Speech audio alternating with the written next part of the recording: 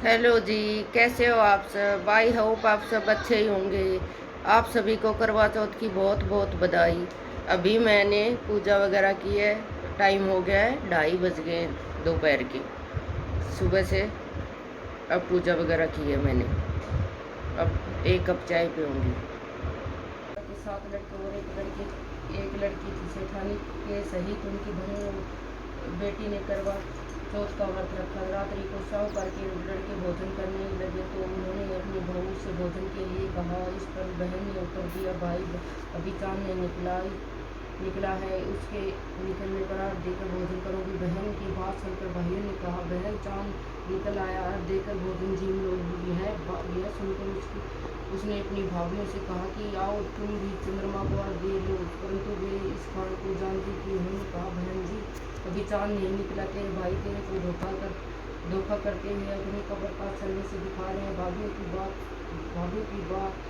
की बात हम सुनकर ध्यान न दिया और भाइयों द्वारा दिखाए प्रकाश पर देकर भोजन कर लिया। इस प्रकार बाद उसका पति सख्त बीमार हो गया और जो कुछ घर में था उसकी बीमारी में लग गया।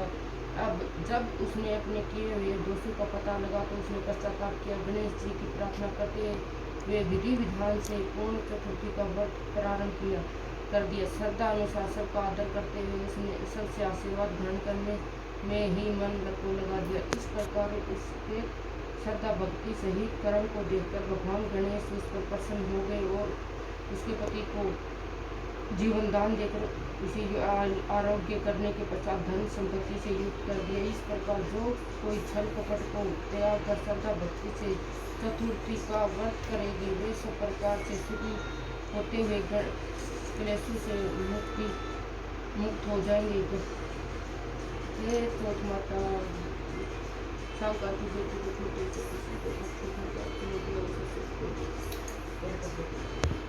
एक अंधी बुढ़िया थी जिसका एक लड़का और लड़के की बहू थी। वह बहुत गरीब थी। वह अंधी बुढ़िया नित्य प्रति गणेश जी की पूजा किया करती थी। श्री गणेश जी साक्षात समूह को आकर कहते थे कि बुढ़िया माई तू जो चाहे तो मांग ले। बुढ़िया कहती थी मुझे मांगना नहीं है तो कैसे मांग लो और क्या मांगो। तब गणेश जी बोले अपने बेटे बहू से पूछ कर मांग लो।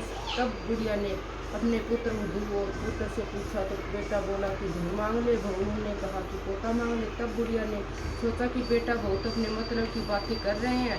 अब उस बुढ़िया ने पड़ोसी से पूछा तो पड़ोसी ने कहा कि बुढ़िया तेरी थोड़ी सी जिंदगी बची है, तू मांगे धन और पोता, तू तो केवल अपने नेत्र मांग ले जिससे तेरी शेष जिंदगी सुख से व्यतीत हो जाए।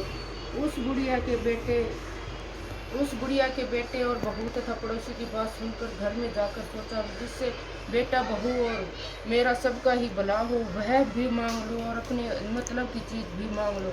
तब दूसरे दिन श्री गणेश जी आए और बोले बोल बुढ़िया क्या मांगती है, हमारा वचन है सो जो तू मांगेगी सो ही पाएगी। ने गणेश जी के वचन सुनकर बुढ़िया बोली, हे गणराज यदि आप मुझ पर प्रसन्न है तो मुझे 9 करोड़ की माया दे, निरोगी काया दे, अमर सुहाग दे, आंखों में प्रकाश दे, नाता पोती दे और समस्त परिवार को सुख दे और समस्त अंत में मोक्ष दे। बुढ़िया की बात सुनकर गणेश जी बोले, हे बुढ़िया माई तूने तो मुझे ठग लिया। खैर जो कुछ तूने मांगा वह सभी तुझे मिलेगा। यह कहकर गणेश जी अंतर ध्यान हो गए। हे गणेश जी जैसे बुढ़िया माई को मांगे अनुसार आपने सब कुछ दिया वैसे ही सबको देना और हमको भी देने की कृपया करना। हे गणेश जी बुढ़िया को दिया उसे सबको दे और हमें भी देने की।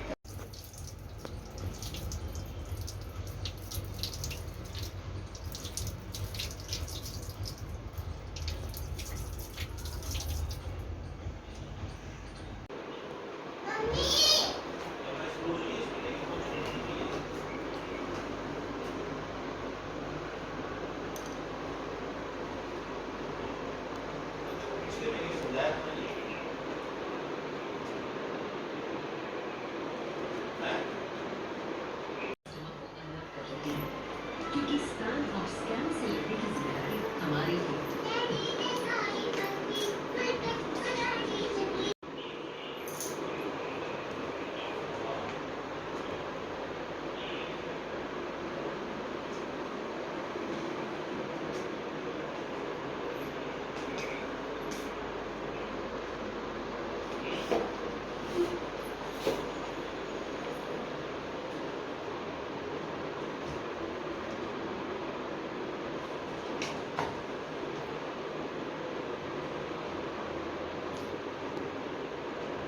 मम्मी आपकी मेहंदी दिखाओ।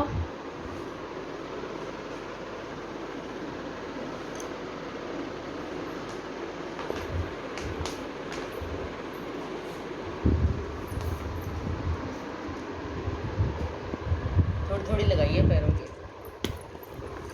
ऐसे ही लगानी आती है मेरे को, ज़्यादा अच्छी लगानी नहीं आती।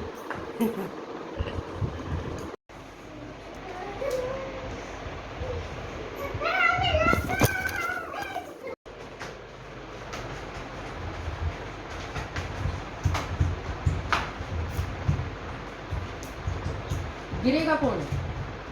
रेयांश गिर जाएगा बेटा, गिर जाएगा।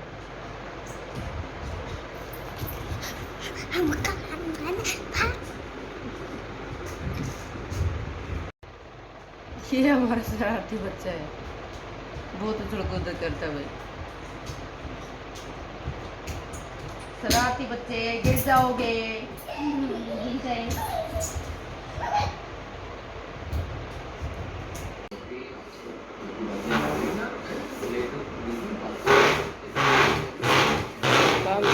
कोई काम नहीं इस लड़के को, शरारती के अलावा कोई काम नहीं है।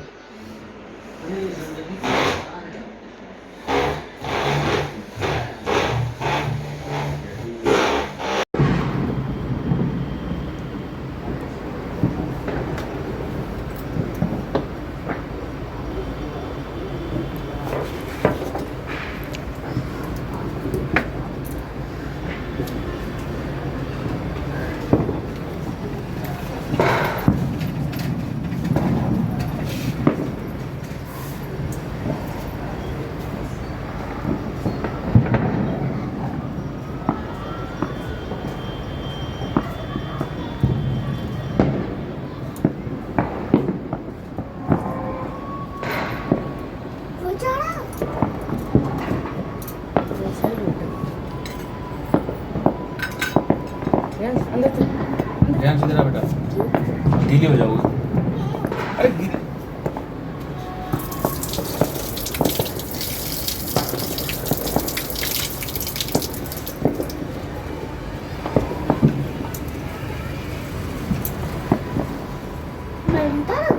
चलो गाइस, इस ब्लॉग का मैं यही एंड करती हूँ। अगर मेरा ब्लॉग अच्छा लगा हो तो please subscribe my YouTube channel.